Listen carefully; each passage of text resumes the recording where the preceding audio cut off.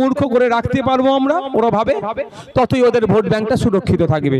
তাই 2011-র আগে ভিত্তিপ্রস্তর ছিল এই সরকারের আমলে, হোস্টেল তৈরি হয়ে যাবার এতদিন পরও ভাঙড়ের এই ঘটকপুকুরের হোস্টেলটা এখনো চালু হয়নি। এ কথা বিধানসভায় বলেছি। শুধুমাত্র ঘটকপুকুরের কথা বলছি না, রাজ্যের বিভিন্ন জায়গায় দেখুন মাইনরিটিদের অর্থে তৈরি হোস্টেল, এসটি এসসি ছেলে মেয়েদের জন্য হোস্টেলগুলো কিভাবে সুকৌশলে বন্ধ করে রেখেছে। তাই আপনাদের বলবো, আপনাদের জন্য যে আওয়াজগুলো তুলেছি, পরিবহন ব্যবস্থা আজকে তলানিতে পৌঁছে গিয়েছে ভাঙড়ের। ভাঙড় 2 নম্বর ব্লক, 1 নম্বর ব্লকের অবস্থা, যোগাযোগ ব্যবস্থা একদম তলানিতে পৌঁছে গিয়েছে। এগুলোর মান উন্নয়নের কথা বলি, এ কথা ওরা করবে না, কাজ ওরা করবে না। ভাঙড় বিধানসভায় 5টা লাইব্রেরি আছে, সেই লাইব্রেরিগুলো এক প্রকার ভুগছে, সেগুলোর মান উন্নয়ন হোক, সে কথা বিধানসভার মধ্যে বলছি। এই কম্পিটিশনে আসবে না যে নওশাদ সিদ্দিকী বলেছে যে ভাঙড়ে যে জনসংখ্যা আছে, জনসংখ্যার অনুপাতে শিক্ষা প্রতিষ্ঠান নাই, আমরা শিক্ষা প্রতিষ্ঠান দিয়ে নওশাদ সিদ্দিকীর মুখটাকে বন্ধ করে দিই, সে কাজ এরা করবে না। আপনাদের জন্য বিধানসভায় বলেছি যে স্কুলগুলো আছে, যে ছাত্র সংখ্যা আছে, তার অনুপাতে শিক্ষক নাই, অবিলম্বে সেটা দেওয়া হোক, সে কথা বলেছি। কিন্তু দুঃখের বিষয়, আপনাদের এই বড়ালিঘাটের সেতুটা দুর্বল অবস্থায় আছে, যে কোনো সময় ভেঙে পড়বে। জাগলগাছির সেতুটা বা যেগুলো কাঠের পোলগুলো আছে, সেই বিষয় নিয়ে বারবার মন্ত্রীর দৃষ্টি আকর্ষণ করি, কিন্তু ওরা এইগুলো সমাধান করবে না। ওরা বোমগুলি পিস্তল দিয়ে ভাঙড়কে নাকি উদ্ধার করবে, ওরা উন্নয়নের কাজ করবে না, ওরা মানুষকে খুন করে ভাঙড়কে উদ্ধার করার চেষ্টা করবে। আমরা গণতন্ত্রের অত্যন্ত হিসাবে, পাহারাদার হিসাবে আমরা কাজ করে যাচ্ছি, আগামী দিনেও কাজ করব। তাই যারা বন্ধুগণ উপস্থিত হয়েছেন, আপনাদের প্রত্যেককে অনুরোধ করব, চোখ কান খোলা রাখুন। বর্তমান 2024 নির্বাচন আসছে, দেখবেন আবার সিএ এর জিকির উঠবে, বলবে সিএ করে তাড়িয়ে দেবো। ঠিক 2021-এর আগে সিএ হয়েছিল না, 2021-এ নির্বাচন শেষ, সিএটা ফ্রিজের মধ্যে ঠান্ডা ঘরে চলে গিয়েছিল। আবার 2024-এর নির্বাচন আসছে, আবার সিএটা ঠান্ডা ঘর থেকে বার হবে। সিএটা হচ্ছে ভোট ধরা কল, ভয় পাবার কিছু নয়। হ্যাঁ, সাথে এটা বলবো, আপনারা যারা ডকুমেন্টস যেগুলো যা আছে সেইগুলোকে নামের বানান জানান, যেগুলো আলাদা আলাদা আছে সেইগুলোকে ঠিক করে দেবেন। চোখ কান খোলা রাখুন। আগামী 2024 নির্বাচনে আমাদেরকে লক্ষ্য রাখতে হবে, পশ্চিমবাংলা থেকে জনগণের হয়ে বলার মতো জনপ্রতিনিধি আমাদেরকে পার্লামেন্টে পাঠাতে হবে। পার্লামেন্টে গিয়ে টিকটক করবে, পার্লামেন্টে গিয়ে যখন সিএ এর বিল পাস হবে ভোট দেবে না, তার বিরোধিতা করবে না, চুপ থাকবে। পার্লামেন্টে যখন যাবে কৃষকদের বিপক্ষে যে বিল আসবে সেই বিষয়ে কথা বলবে না, এমন জনপ্রতিনিধি আমাদের প্রয়োজন নাই। আমাদের এমন জনপ্রতিনিধি পার্লামেন্টের মধ্যে পাঠাতে হবে, সে একজন হলো যে সিএ নিয়ে কথা বলবে, কৃষকদের হয়ে কথা বলবে, জনগণের হয়ে কথা বলবে, জমি জঙ্গলের হয়ে কথা বলবে, অবৈধ খননের বিরুদ্ধে কথা বলবে, জনকল্যাণমূলক যেন বিল নিয়ে আসে সেই সমস্ত কথাগুলো বলবে, কর্পোরেটদের সুবিধার্থে যে বিলগুলো নিয়ে আসবে তার বিরোধিতা করবে। এমন জনপ্রতিনিধি আগামী দিনে যাদবপুর থেকে আমরা পাঠাবো, ভাঙড়ের জনপ্রতিনিধি করে আমরা পার্লামেন্টে পাঠাবো। রাজি আছেন তো নাকি? না হলে কাকে পাঠাচ্ছি আমরা? যাকে পাঠাচ্ছি সে গিয়ে ওখানে টিকটক ভিডিও করছে। প্রশ্ন করবেন আপনারা, আপনারা ভোট দিয়ে পার্লামেন্টে পাঠিয়েছিলেন, যখন সিএ এর বিল পাস হচ্ছিল তার অবস্থানটা কোথায় ছিল? সে নাকি আজকে বলছে আপনাকে সিএ এর হাত থেকে বাঁচাবে। যার কাজ হচ্ছে বিধানসভার লোকসভার মধ্যে গিয়ে বলা, সে বাইরে বেরিয়ে টিকটক ভিডিও করছে আপনার বিরুদ্ধে যখন বিল পাস হচ্ছে। যার কাজ হচ্ছে ভিতরে বিরোধিতা করা। আপনি কৃষক, আপনার বিরুদ্ধে বিল পাস হয়ে যাচ্ছে, কৃষকদের স্বার্থে আঘাত লাগতে পারে এমন বিল আসছে, তখন তিনি বাইরে বেরিয়ে সেলফি তুলছেন। তাই আপনাদের বলবো, চোখ কান খোলা রাখুন। আগামী 2024 নির্বাচন আসছে, আমরা যাদবপুর কেন্দ্র থেকে এমন কাউকে পাঠাবো যে আমাদের কথা বলবে, আমাদের চাওয়া পাওয়া অভাব অভিযোগগুলো কি কি আছে সেইগুলো পার্লামেন্টে তুলে ধরবে, এবং সাথে সাথে যেই শাসকে থাকুক না কেন তাদের দ্বারা যে বিলগুলো আসবে যদি জনগণ বিরোধী বিল হয়, রাষ্ট্রের জনগণ যদি শোষিত হয় সেই বিলের বিরোধিতা করবে। এবং আমরাও রাষ্ট্রকে কি দিতে চাইছি, কি দিলে জনগণের লাভ হবে, কি দিলে ভারতীয় লাভ হবে, আমাদের কি দিলে আমাদের যাদবপুর লোকসভা কেন্দ্রের মানুষের লাভ হবে, সেইগুলো সেখানে উত্থাপন করতে পারে এমন লোককে আমরা নির্বাচিত করে ওখানে পাঠাবো। তা আগামী 2024-এ মানসিকভাবে প্রস্তুতি নিন। যেমন একদিকে জনপ্রতিনিধি ঠিকঠাক পাঠাবো, ঠিক সাথে সাথে 2023 পঞ্চায়েত নির্বাচনে যেভাবে গণতন্ত্রকে হত্যা করেছে তার যোগ্য জবাবও কিন্তু আগামী দিনে আমরা দেব। কি প্রস্তুত আছেন তো নাকি ভাই?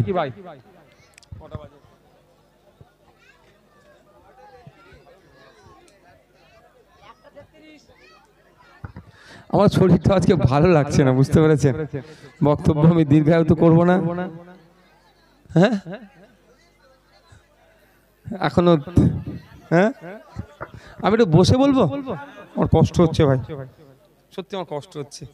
একটু গরম পানি আনতে বলো তো।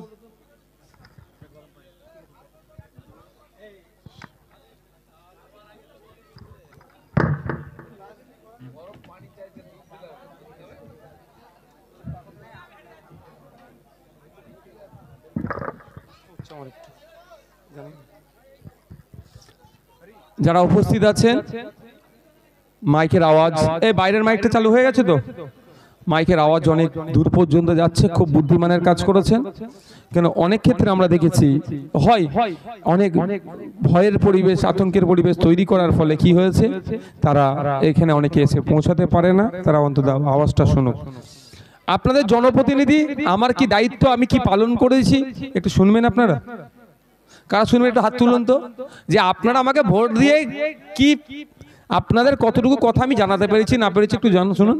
আমি তো শাসকে নয়, আমার কথা, আমার বিরোধী সিটে আমি বসি। আমার কাজ কি, ভাঙড়ের মানুষের যে চাওয়া পাওয়াগুলো আছে সেইগুলোকে বিধানসভার মধ্যে উত্থাপন করা, কনসার্ন ডিপার্টমেন্টাল মিনিস্টার বা ডিপার্টমেন্টকে অ্যাওয়ার করা যে ভাঙড়বাসীর এইগুলো দরকার।